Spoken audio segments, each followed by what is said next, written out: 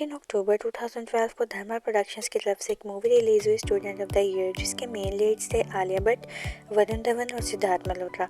आलिया भट्ट और वरुण धवन में ये चीज़ कॉमन थी कि वो दोनों स्टार किड्स थे और स्ट्रॉन्ग फैमिली से बिलोंग करते थे, लेकिन सिद्धार्थ मल्होत्रा बिल्कुल एक आउटसाइडर थे और वो एक दिल्ली की मिडिल क्लास फैमिली से बिलोंग करते थे और उनके कोई भी बॉलीवुड में लिंक्स नहीं थे, ना ही उनकी फैमिली के कोई कनेक्शंस थे बॉलीवुड में।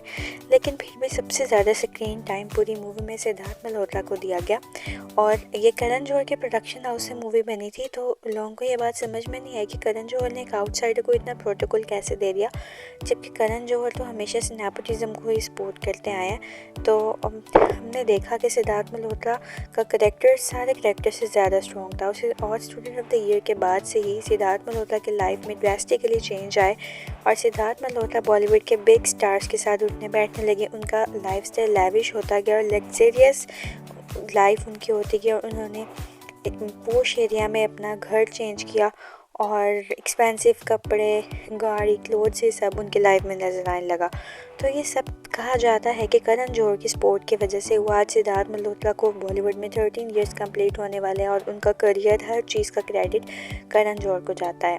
करण जौहर और सिद्धार्थ मल्होत्रा एक टाइम पर रिलेशनशिप में थे और करण जौहर और सिद्धार्थ मल्होत्रा एक तरह से डेट ही कर रहे थे और करण जौहर आज तक उस रिश्ते की वजह से मे बी सिद्धार्थ मल्होत्रा उनको फेवर करते हैं।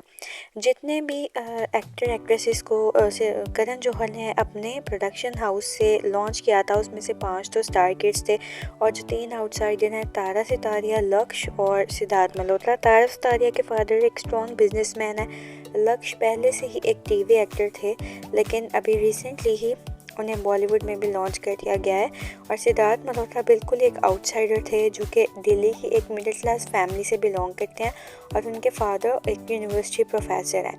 और उसके बावजूद इतनी जल्दी कोई आउटसाइडर फेम नहीं मिला जितनी जल्दी सिद्धार्थ मल्होत्रा को मिला। तो इस सब का क्रेडिट करण जौहर को ही जाता है। तो सिद्धार्थ मल्होत्रा का खाली टैलेंट नहीं हो सकता इस सब की रीज़न, क्योंकि हमारे पास बहुत सारे ऐसे टैलेंटेड आउटसाइडर्स हैं जो अभी तक स्ट्रगल कर रहे हैं और इतने स्ट्रगल के बाद उन्हें 4-5 सालों में एक कोई मूवी मिलती है। लेकिन करण जौहर को स्टूडेंट ऑफ द ईयर के बाद से बैक टू बैक ही बहुत सारी मूवीज़ एक साथ मिलने लगी, जिसमें हंसी तो फंसी और बहुत सारी ऐसी मूवीज़ थी। और करण जौहर अपने प्रोडक्शन हाउस से तो उन्हें मूवीज़ दे रहे थे, लेकिन करण जौहर के कनेक्शन क्योंकि दूसरे प्रोडक्शन हाउस ओनर से भी थे, तो वो सब भी सिद्धार्थ मल्होत्रा को ही कास्ट कर रहे थे अपनी मूवीज़ में। और सिद्धार्थ मल्होत्रा अपने करियर के बिल्कुल टॉप पे आ चुके थे और एक फेमस और हिट एक्टर के लिए जाने जाते थे।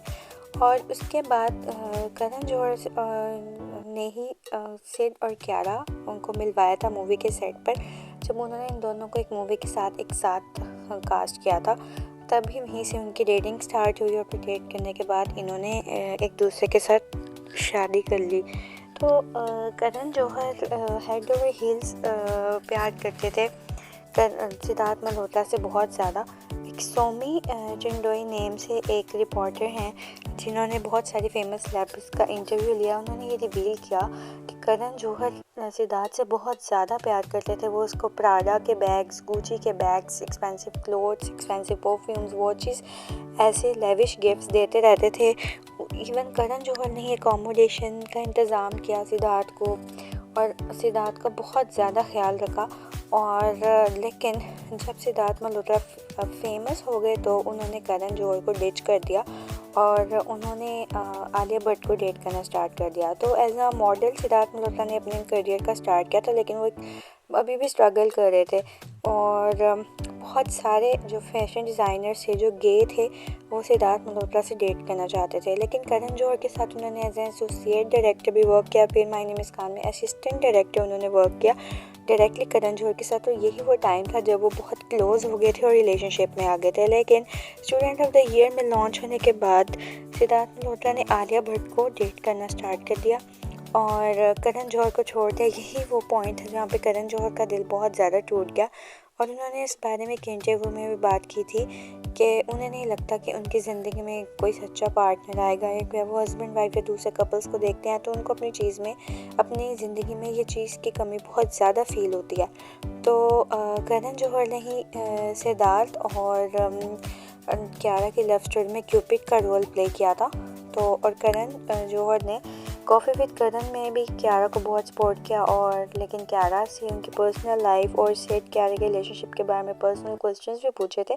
तो कियारा को थोड़ा हेजिटेट करना चाहिए था कि अगर वो अपने हस्बैंड के एक्स बॉयफ्रेंड से पर्सनल लाइफ अपने हस्बैंड की शेयर करिए तो कहीं ना कहीं ये चीज़ थोड़ी रॉन्ग भी है।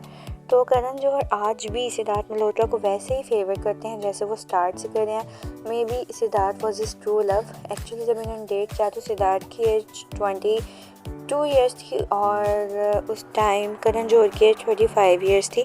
दोनों ही एडल्ट और सिद्धार्थ भी एडल्ट थे, और जो कुछ भी हुआ होगा वो सिद्धार्थ के कॉन्सेंट से हुआ होगा, और सिद्धार्थ की मर्ज़ी के बगैर तो नहीं हो सकता क्योंकि वो भी उस टाइम एडल्ट थे।